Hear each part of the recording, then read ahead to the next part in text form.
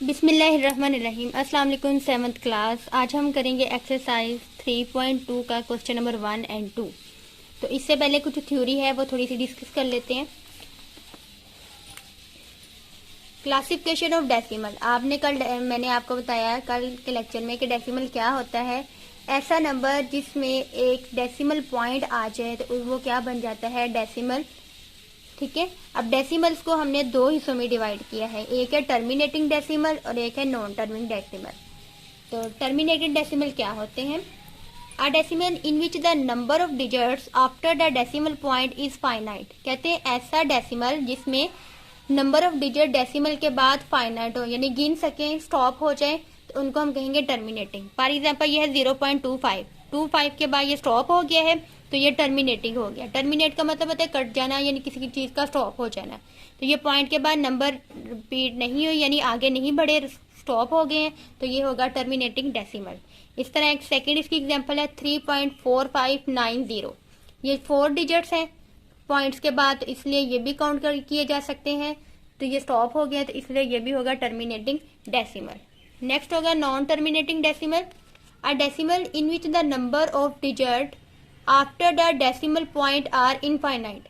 यानी decimal point के बाद नंबर जो है वो कंटिन्यूसली चलते जा रहे हैं, मतलब वो स्टॉप नहीं हो रहे, चलते जा रहे। सो ऑन, वो क्वेश्चन आगे चलता जा रहा है, स्टॉप नहीं हो रहा, तो वो होगा non terminating decimal.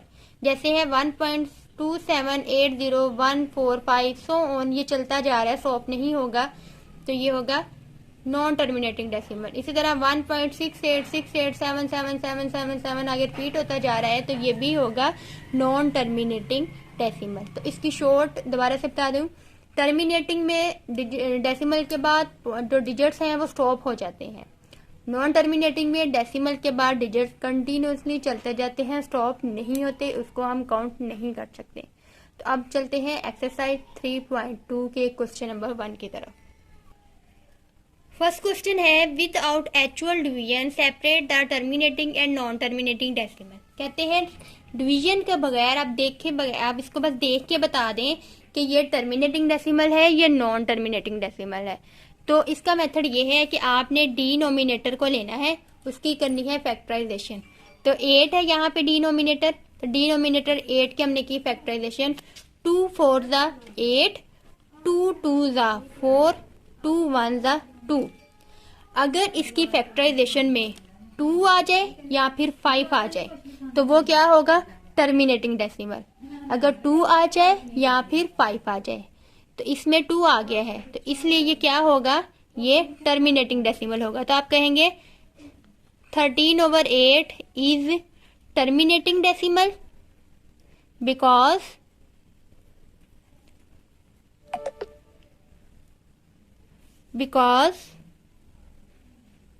It's denominator है, इसका जो डिनोमिनेटर है has 2 multiply by 2 multiply by 2, यानी prime factors 2 multiply by 2 multiply by 2 is equal to 8, यानी इसके अंदर 2 आ रहा है, इसलिए ये क्या है, ये टर्मिनेटिंग डेसिमल है। नेक्स्ट है इसका 7/25।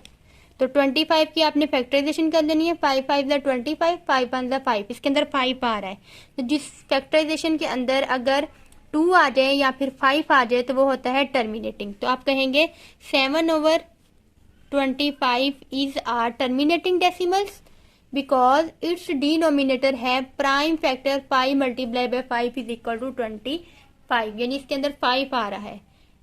अब नेक्स्ट है थर्ड में है 3 के आपने फैक्टराइजेशन करना है। 3 1 ज़ा 3, तो इसके अंदर ना 2 आ रहा है ना 5 आ रहा है, तो ये इसलिए हम कहेंगे 8/3 is are non terminating decimal because its denominator is 3। इसका डिनोमिनेटर क्या है, 3 है, इसके अंदर ना 2 आ रहा है ना 5, इसलिए ये होगा नॉन टर्मिनेटिंग।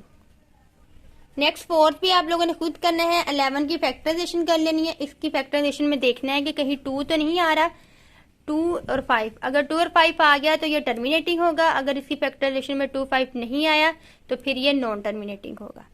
तो नेक्स्ट इसका है फिफ्थ पार्ट 9/6। तो पहले ये इनकी कटिंग हो रही थी वो कर दी, ऊपर भी 3 से डिवाइड कर दिया, 3 3 ज़ा 9 और नीचे भी 3 से डिवाइड कर दिया, 3 2 ज़ा 9।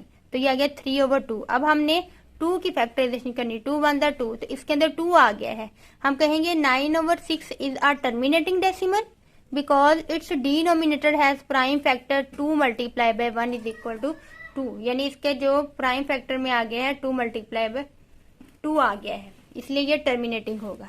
नेक्स्ट है 20/15। पहले ये 5 से कटिंग हो रहा है, 5 4 ज़ा 20, 5 3 ज़ा 15। तो ये हम 3 की फैक्टराइजेशन करेंगे, 3 1 ज़ा 3, तो फिर इसको नेक्स्ट वैसे ही प्रोसेस करेंगे जैसे करना है। तो ये आप लोगों ने खुद क्वेश्चन सॉल्व करना है। आगे नेक्स्ट है question number 2, express the following rational number in the terminating decimal. Rational number ऐसे नंबर होते हैं जिसको हम ओवर यानी फ्रैक्शन फॉर्म में राइट कर सकते हैं, इसको हमने अब डेसिमल की फॉर्म में राइट करना है, यानी पॉइंट्स में लेके जाना है। तो ये है 2/100। तो 2 को अंदर रखेंगे, ऊपर वाले नोमिनेटर को अंदर, डिनोमिनेटर को बाहर। तो 100 है और 2 छोटा है, इसलिए हम यहाँ पे डेसिमल पॉइंट लगा के तो 2 डिजिट लगा लेंगे। 2 डिजिट इकट्ठे लगाए हैं तो इसलिए यहाँ पे एक 0 लगेगा। ठीक है, तो 100 2 ज़ा 200, तो ये आ गया 0। तो यहाँ पे हमारा आंसर आ गया 0.02।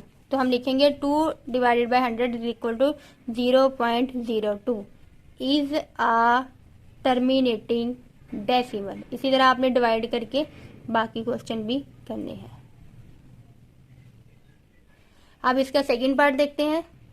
नेक्स्ट इसका सेकंड पार्ट 27/20। तो 27 को अंदर रखेंगे, 20 से डिवाइड करेंगे, 21 ज़ा 20, 27 में से 20 निकालेंगे तो 7 आ गया, पॉइंट लगा के 0 लगाएंगे। 23 ज़ा 60, अब 27 में से 60 निकालेंगे तो 1 आ जाएगा। अब यहाँ पे 2 0 लगा के 100 बना लेंगे, तो 25 ज़ा 100, तो ये पूरा पूरा डिवाइड हो गया।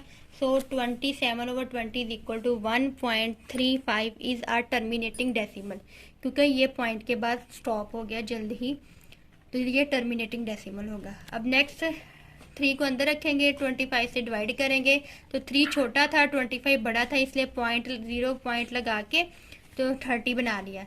तो 25 1 ज़ा 25, 30 में से 25 माइनस करेंगे 5 आ जाएगा, 0 लगाएंगे 50 बनेगा, 25 2 ज़ा 50, तो ये आ जाएगा 3/25 is equal to 0.12 is terminating decimal. आगे नेक्स्ट है फोर्थ पार्ट 31/50।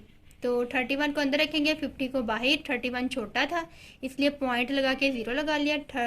56 द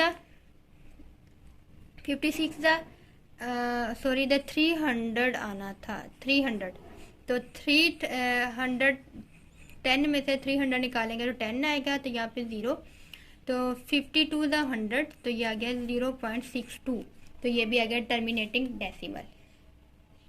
इसके रिमेनिंग पार्ट आप लोगों ने खुद करने हैं, ये लास्ट वाला मैं कर रही हूँ 8 वाला, 84/64।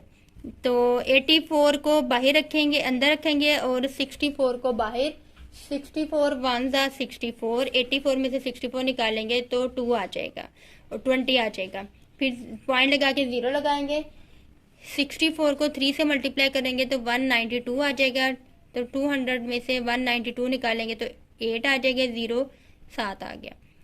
अब 64 1 ज़ा 64, तो ये 80 में से 64 निकालेंगे तो आ जाएगा 16, तो 0 लगा के इसको बना लिया 160, फिर 64 2 ज़ा आ जाएगा 128। अब 160 में से 128 निकालेंगे तो आ जाएगा 32।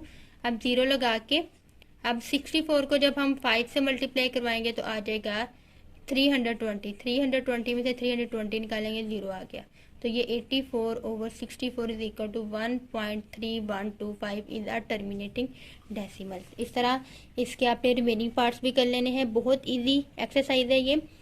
3.2 के आज हमने किए क्वेश्चन नंबर 1 और 2।